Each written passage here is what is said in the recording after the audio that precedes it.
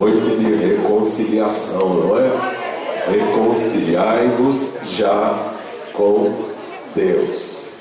Queridos, eu quero convidá-los a ficarmos em pé por um instante. Glória ao nome de Jesus. Eu quero já dizer da minha alegria de poder cumprimentar todas as mães.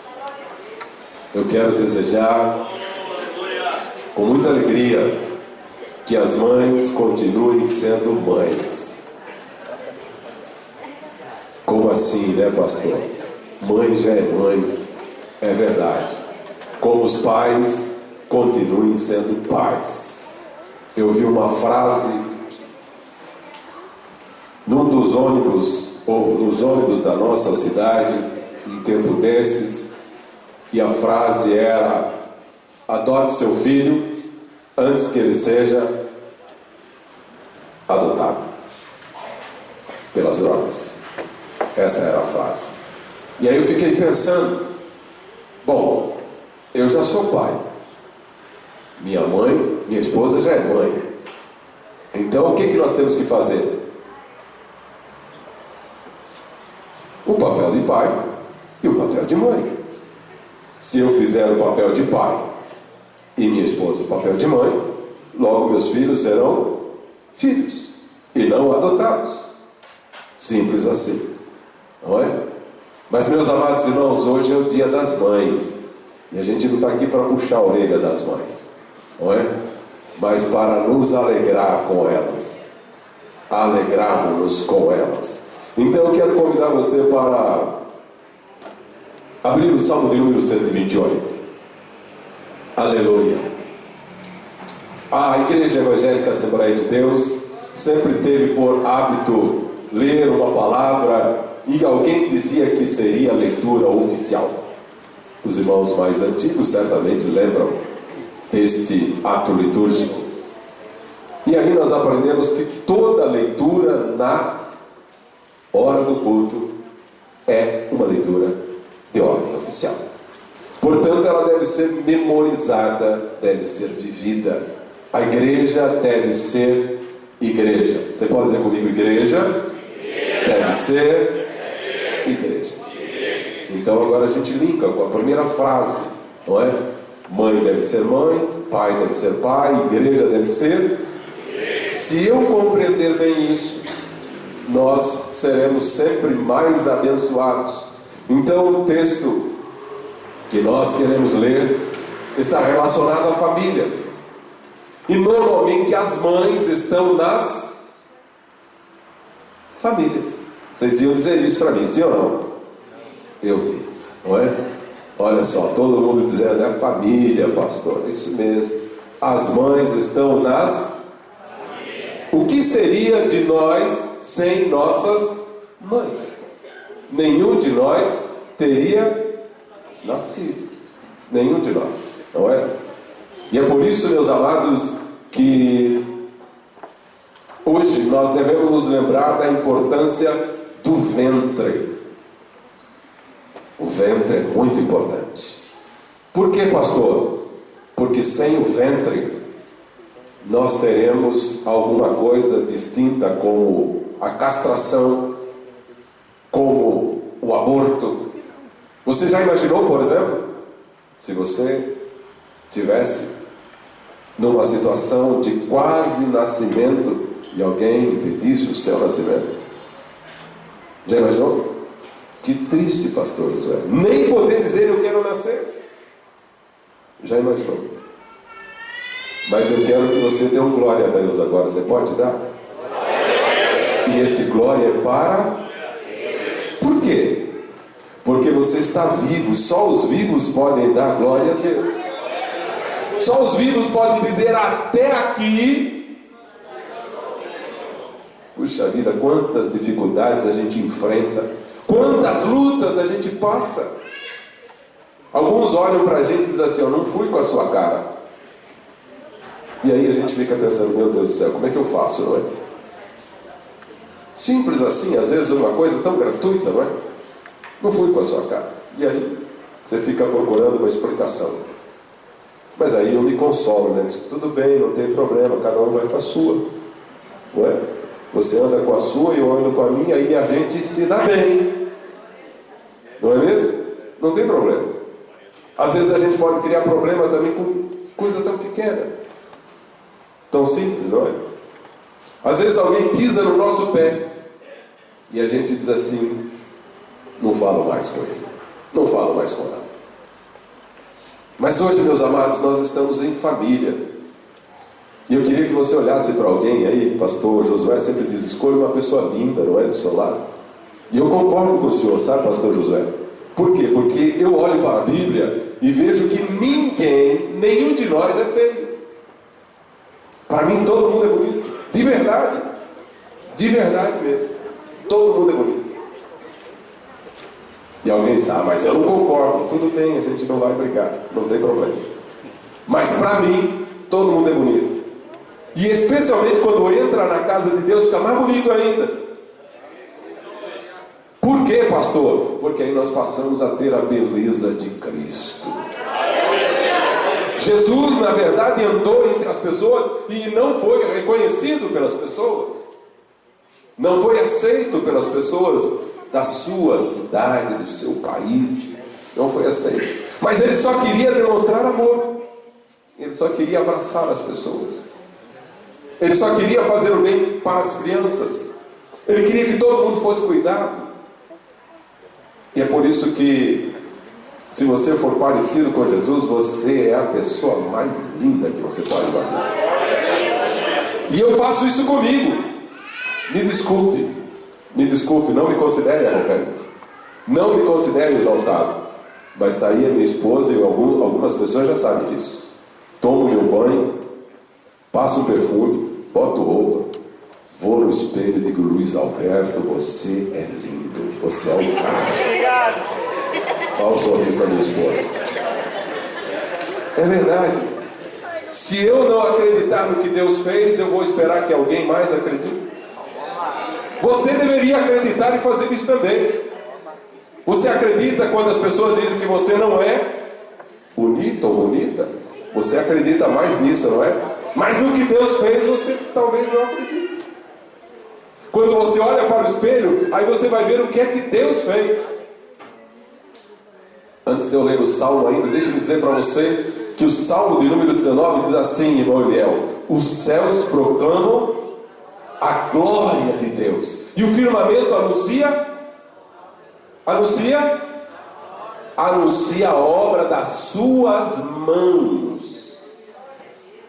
Deixe-me fazer você entender. Quando Deus criou todas as coisas, em Gênesis capítulo 1, você vai perceber que Deus fez o que fez usando um princípio chamado de escola dominical. Palavra. Pastor Josué salvou todo mundo aqui, não é? Palavra. Verso 3 do Gênesis, Deus diz, haja luz, e a luz apareceu. Simplesmente assim. Deus mandou e apareceu. Quando você vai chegar no verso 27, aí Deus não fala haja. E o que é que Deus fala? Façamos. Aí você lembra de novo do verso 19. Os céus manifestam e o firmamento anuncia as obras das suas mãos. E aí eu imagino, irmão Silas, veja bem, olha o que é que Deus faz. Deus pega um torrão da terra, põe na mesa, e aí ele começa a fazer. Adão é o único homem que já nasceu grande. Adão é o único homem que já nasceu grande, Ismael. Pastor Ismael. Já nasceu ali. E foi Deus quem fez com as suas mãos. Deus fez com as suas mãos. Então você pode se alegrar, porque você é o resultado das mãos de Deus.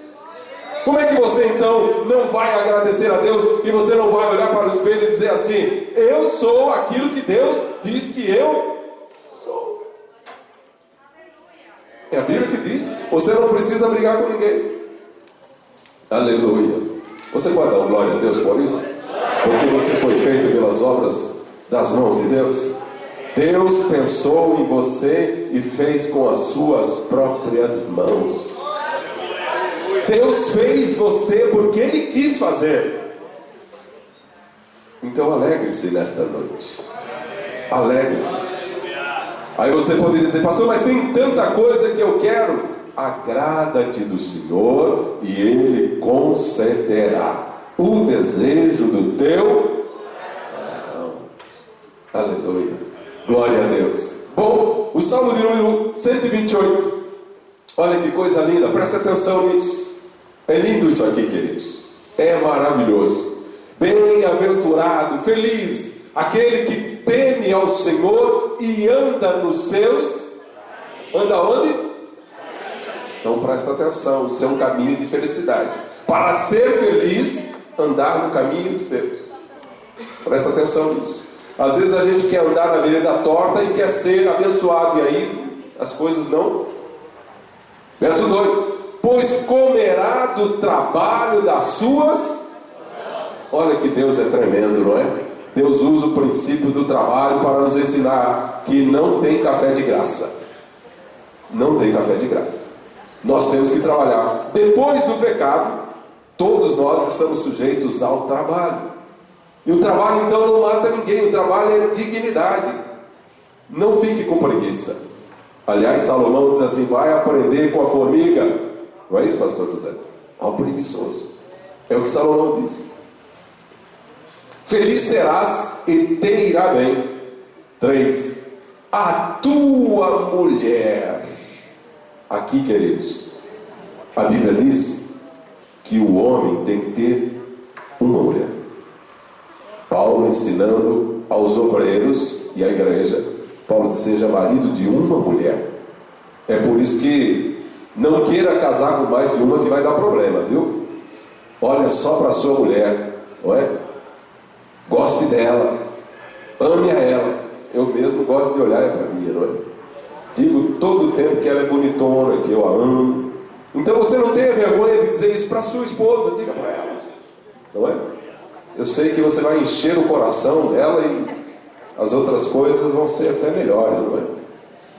A tua mulher será como videira frutífera aos lados da sua casa. Sabe o que é isso? Maternidade. Maternidade. Maternidade. Olha que coisa interessante. Você pode dizer comigo: a tua mulher será como videira frutífera aos lados da tua casa. Os teus filhos como plantas de oliveira à roda da tua casa. Nos tempos bíblicos, ter oliveiras à volta da sua casa era sinônimo de riquezas. Entenda isso. É como então você fazer uma oração e saber que Deus tem riquezas para nos entregar. Mas a riqueza que vem da parte de Deus é a bênção, porque a bênção é que nos faz prosperar. Quem quer bênção aqui nesta noite? Deus tem bênção para você. Procure bênção. Algumas pessoas dizem assim: pastor, eu estou correndo atrás do prejuízo. Você vai se encontrar com ele. Tenha certeza. Você está correndo atrás do prejuízo. Não reclama depois, não é? Verso 4: eis que será abençoado o homem que... Lembra do que nós lemos domingo passado, não é? Tema ao Senhor. Eis que assim será abençoado o homem que teme ao Senhor. O Senhor te abençoará desde Sião, e tu verás o bem de Jerusalém em todos os dias da tua vida. Queridos, isso é promessa. Às vezes você fica correndo daqui para ali, não é? Você não entende que você está plantado junto a ribeiros de água, é onde você vai ser abençoado. Quando você anda pelas ruas e você vê uma árvore plantada, aquela árvore só está ali porque ela permaneceu ali e ela foi regada ali. E aí você às vezes até se encosta nela para pegar uma sombra. Sim ou não? Mas aquela árvore para ser uma árvore, ela teve que permanecer ali. Primeiro foi só uma semente, depois um caule cresceu, e aí se tornou um tronco viçoso, árvore frondosa. Por quê? Porque ela permaneceu. O segredo da vitória é a permanência, é a insistência no mesmo lugar. Ah, pastor, mas não reclame. Falamos ontem aqui, não reclame, glorifique. Quem reclama sempre piora, quem agradece sempre melhora. Dá para falar comigo? Quem reclama e quem agradece. Se você tiver um coração agradecido, você não vê o problema, você vê a solução. Pode ver que tem muita gente que só vê um problema, mas quando você agradece, você vê a solução. Vamos terminar? O Senhor te abençoará. Volta lá, por favor. O Senhor te abençoará de Sião, e tu verás o bem de Jerusalém em todos os dias da tua vida. E o verso 6: e verás os filhos. Você entende isso? Eu estou aguardando ainda para ver os filhos dos meus filhos, não é? Eles ainda não chegaram. Não tem ninguém me chamando de vô literalmente, não é? Mas eu já tenho uma criançada por aí, não é? Que para mim é como se fosse netos, não é? Irmão Samuel já é avô, né? Pois é. Eu estou nesse caminho aí. Mas sabe o que é isso? Isso é promessa de Deus. Meus amados irmãos, promessa você fica enxergando-a. Promessa você fica visualizando aquilo que Deus já te deu. Mas você vai receber na hora e no tempo de Deus. Amém? Será que nós podemos agradecer a Deus por esta palavra? Glória a Deus. Eu quero perguntar se tem um filho que ainda não é pai ou que ainda não é mãe. Pode ser um jovem, uma jovem, um menino, uma menina que queira orar agora pelas mães. E eu não vou perguntar. Eu quero saber onde é que está a sua coragem para dizer assim: pastor, eu quero orar pelas mães aqui e pelos pais também. Não esqueça dos pais. Não, só não pode demorar demais. A Júlia vai orar? Amém. Então vamos lá. Que maravilha. Glória a Deus. Maravilha. Pode orar.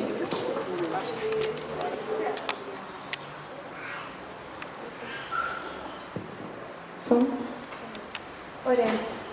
Senhor mesmo, Pai, neste momento, Pai, nós queremos agradecer, Senhor, por este domingo que nós temos em tua casa, Pai. Este domingo onde nós podemos agradecer, olhar à nossa volta e ver quantas mães estão aqui, Pai. Quantos filhos foram gerados desses ventres, Senhor. Nós sabemos que a tua palavra diz que os filhos são bênçãos, são herança, Pai. E nesse momento aqui eu quero te pedir, por cada mãe que está aqui, cada mãe, eu peço que o Senhor abençoe, estenda as suas mãos, Senhor. Ensina os irmãos servindo seus bênçãos de cada vida que está aqui, Pai. Nós sabemos que muitos aqui não possuem seus filhos, agora não temos o privilégio de estar aqui na tua presença, Pai. E neste momento eu peço que o Senhor toque o coração dos irmãos, toque os filhos onde eles estiverem, Pai, que algum dia elas possam ter a alegria de ver seus filhos prostrados aos seus pés, Pai. Para aquelas, Senhor, que tem o privilégio de ter aqui, Pai, os filhos adorando, exaltando o teu santo e glorioso nome, Pai. Eu peço que o Senhor fortaleça, Pai, fortaleça que esses filhos possam continuar dando frutos, Pai, dando orgulho. É isso que eu te peço e te agradeço, em nome de Jesus. Amém. Amém. Glória a Deus.